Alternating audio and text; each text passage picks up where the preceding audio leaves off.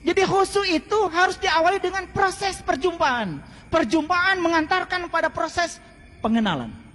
Bagaimana mungkin kita bisa mengingat sesuatu yang kita tidak tahu? Kita hanya bisa mengingat sesuatu yang kita tahu. Makanya kita lihat cerita Nabi Musa mencari Tuhan. Itu diceritakan di banyak surat.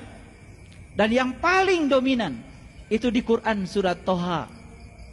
Jadi kalau kita cerita dari surat Toha dari ayat 1, 2, 3 terus sampai pada puncaknya. Surat Toha ayat yang ke-14. Di situ Allah berfirman, Innani anallah la ilaha illa anna fa'budni wa aqimis sholata li zikri. Sesungguhnya aku adalah Allah, tiada Tuhan selain aku. Sembahlah aku dan dirikanlah sholat untuk mengingatku. Sembahlah aku, dirikanlah sholat untuk mengingatku. Jadi kita baru dikatakan telah menyembah aku kalau selama sholat yang kita ingat adalah Dia. Apa yang kita ingat ketika sholat? Apa yang kita ingat ketika sholat?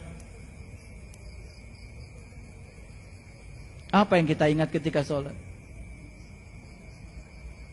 Bahkan yang tidak ingat ketika tidak sedang sholat, mendadak ingat ketika sholat.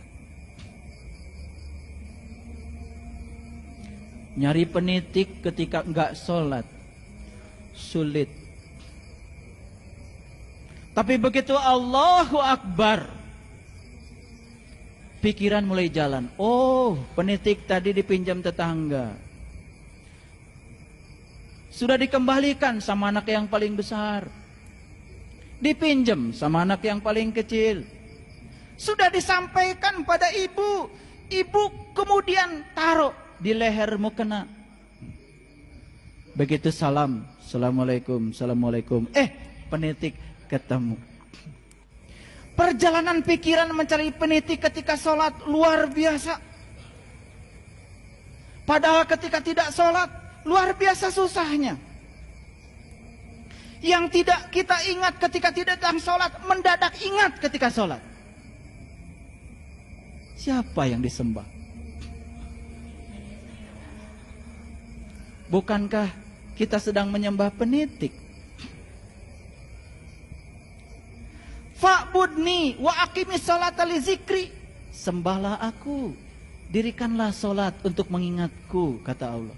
Makanya coba lihat, itu surat Toha ayat 14. Itu surat Toha ayat 14, itu cerita siapa? Jujur,